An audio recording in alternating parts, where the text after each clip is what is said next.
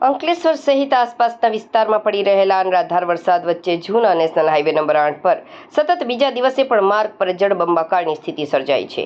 ખાસ કરીને પ્રતિન ચોકડી પાસે વરસાદી પાણીના નિકાલની યોગ્ય વ્યવસ્થા ન હોવાથી સમગ્ર રસ્તા પર પાણી ફરી વળ્યા છે, જેના કારણે વાહન ચાલકો અને રાહદારીઓને ભારે હાલાકી ભોગવવાનો વારો આવ્યો છે।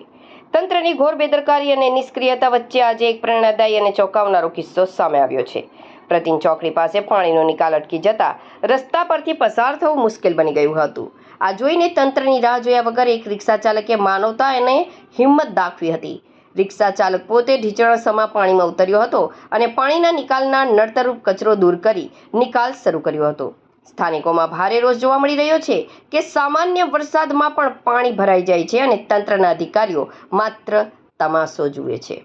સામાન્ય નાગરિકો અને રિક્ષા ચાલકોએ જાતે કામગીરી કરવાની નોબત આવે તે તંત્ર માટે શરમજનક બાબત છે।